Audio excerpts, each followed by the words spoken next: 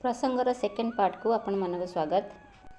जितेबले रोहिणी माता कृष्ण बलराम को ये प्रसंग शुणा को मना करदेले पाटराणी मानक भितरे आलोचना हैला द्वार रे किए जगिबे।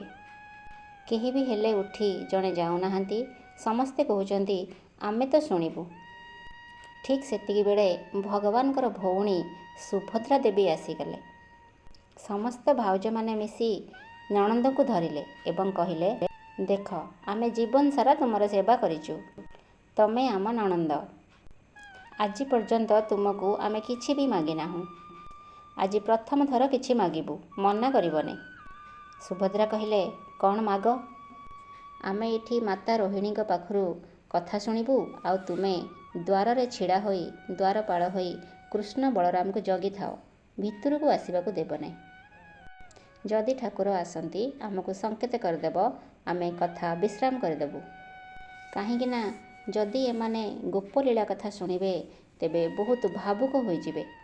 देवी सुभद्रा कहले, ठीक अच्छी, आओ जाई से द्वारपाल होई जगी बसिले। ठाकुरंकर जन्म प्रसंगरु ही कथाटी आरंभ हैला।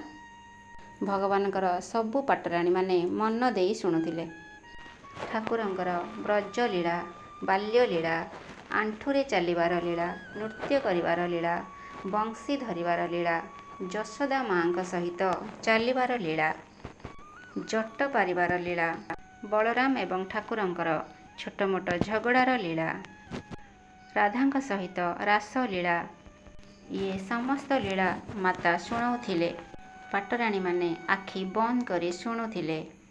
एमिति शुणु शुणु जेतेबेले ब्रजरु मथुरा गमनर चर्चा आसिला, गोपी मानकर चर्चा हैला, यशोदा माँर चर्चा हैला, राधाराणीर चर्चा हैला।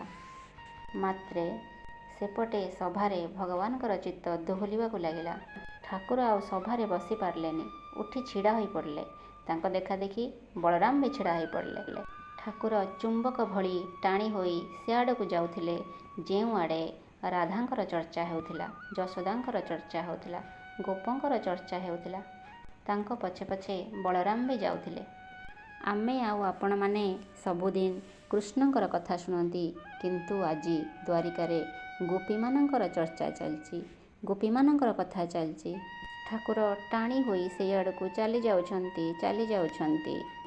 बलराम भी तांको पछे पछे जाउछंती। सेपटे सुभद्रा को तो द्वार रे जगुआली करा जाइथिला ठाकुरंकु अटकेइबा पई, किंतु से भी ये प्रसंगरे निमग्न होई शुणी आखिरु धार धार होई लुह गड़ौचंती। केतेबेले ठाकुर एवं बड़ भाई द्वार रे पहुँची भितर को प्रवेश करिगले तांकु जणा नाही। ठाकुर भितर को प्रवेश करिगले, कथा चलीची, माता कथा शुणाउचंती, समस्त पाटराणी बसी कथा शुणुचंती, समस्ते कांदुचंती एवं ठाकुर मध्य कांदुचंती। अवशिष्ट कथा भिडियोर पार्ट 3 रे शुणंतु। लाइक शेयर करी कमेंट रे राधे राधे लिखंतु।